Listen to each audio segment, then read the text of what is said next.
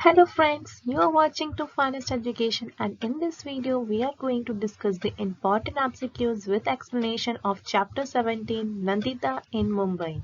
So let's begin. The first question is why did Nandita come to Mumbai from village?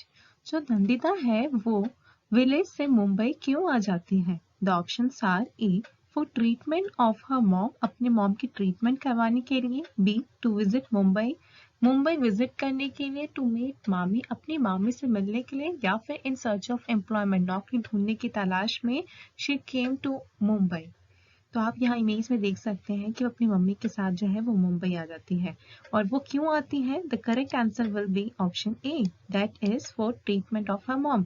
अपनी mom का treatment करवाने के लिए जो है नंदिता जो है वो विलेज से मुंबई आ जाती है। Now moving head to the second question. So friends, before we move to the second question, there is a small question for you all. Can you tell me? So the question is, in which city Asia's largest slum? आपको जाके जल्दी से comment section में जाके लिखना है कि Asia का लार्जेस्ट स्लम जो है वो किस सिटी में है। जल्दी से कमेंट सेक्शन में जाइए और जाके अपना आंसर लिख दीजिए। Now let's move to the second question.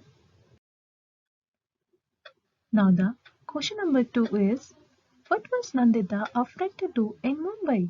Nandita को मुंबई में क्या करने से डर लगता था? The options are A to open the door of building, उसे डोर बिल्डिंग का डोर ओपन करने में डर लगता था। B to buy vegetables from market, vegetables को मार्केट से खरीदने में डर लगता था। Option C to sell sweets, sweets बेचने में डर लगता था। या फिर option D being at crowded place, भीड़ भाड़ वाली जगह पे रहने से डर लगता था।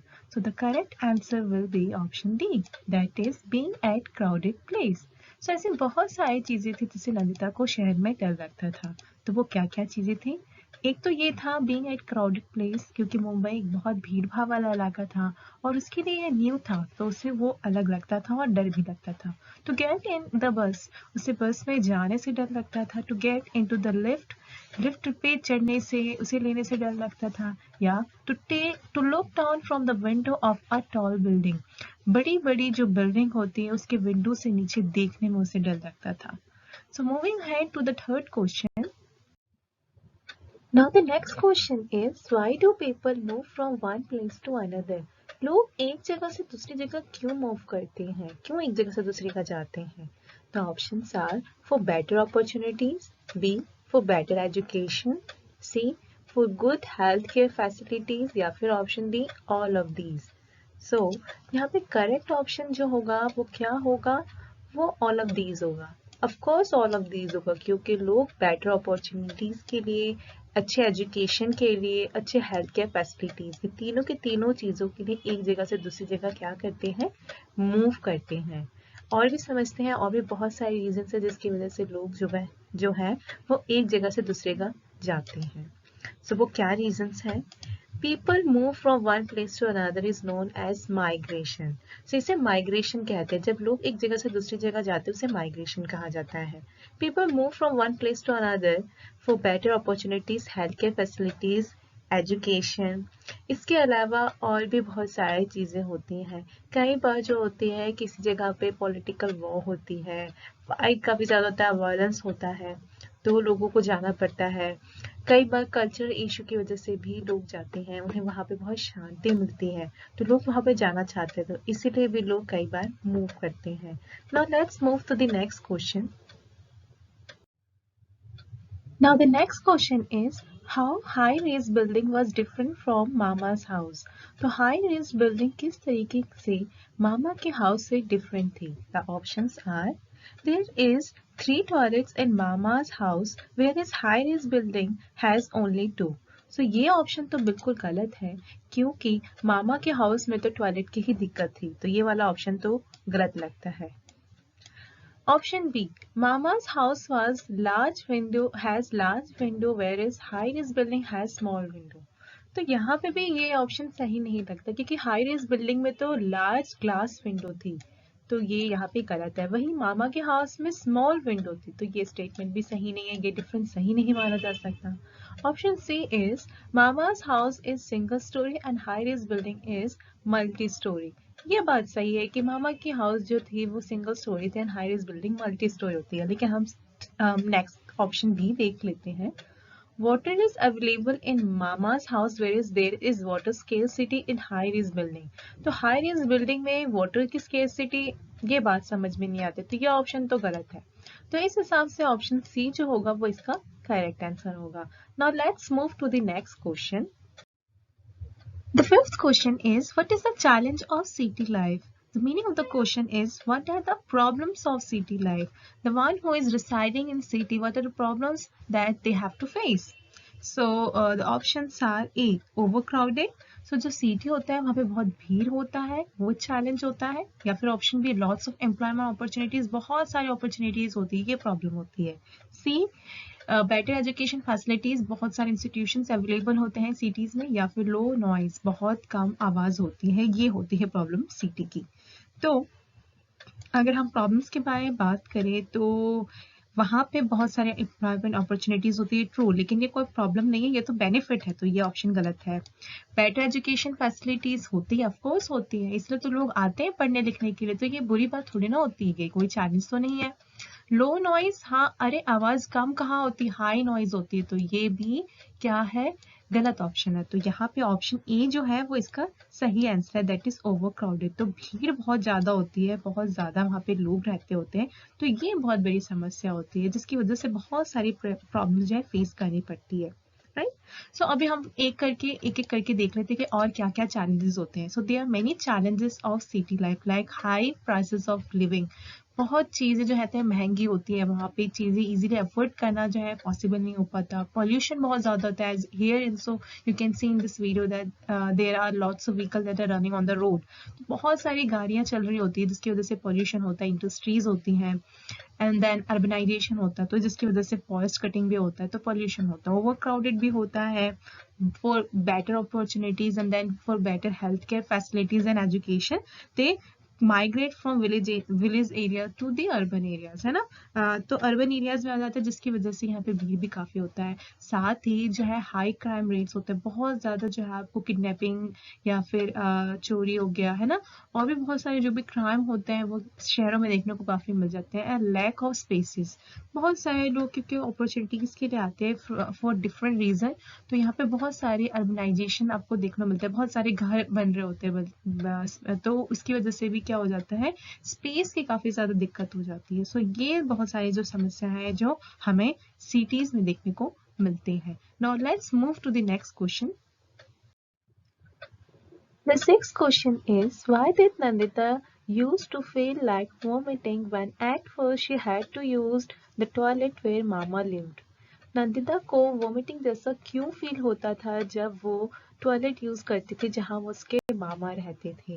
तो option are, the toilet was very spacious, क्योंकि टॉयलेट में बहुत जगह थी इसीलिए। Option B, it was dirty and gives bad smell, वो बहुत ज्यादा गंदा था टॉयलेट और बहुत गंदी बदबू देता था इसीलिए। या फिर option C, it was a private toilet, वो टॉयलेट सिर्फ कुछ लोगों के द्वारा ही यूज किया जाता था, पब्लिक टॉयलेट नहीं था इसीलिए। या फिर देयर वाज नो वाटर, वहां पे पानी नहीं था इसीलिए जो है वो वॉमिटिंग फील करती थी। तो इसका करेक्ट आंसर होगा option B, that is it was dirty and gives bad smell, वो बहुत ज्यादा गंदा था और बहुत बदबू देता था इसीलिए नंदिता को वॉमिटिंग फील होता था, बिल्कुल कुछ इसी तरीके से। और चलिए थोड़ा सा एक्सप्लेनेशन भी देख लेते हैं। Nanda used to feel like vomiting when at first she has to use toilet where Mama lived because it was a public toilet. वो टॉयलेट जो था प्राइवेट टॉयलेट नहीं था, वो एक पब्लिक टॉयलेट था जिसे कोई भी यूज करता था। It was always dirty and smelled very bad. और वो हमेशा गंदा रहता था और बहुत बदबू देता था, इसीलिए जब इनिशियली नंदिता वहाँ आती अपने मामा के वहाँ पे तो उसे टॉयलेट यूज करने से बिल्कुल वॉमिटिंग फील होता था। Moving ahead to the seventh question. Now the next question is, Nandita's mama had received the notice for leaving their house dash in the last 10 years.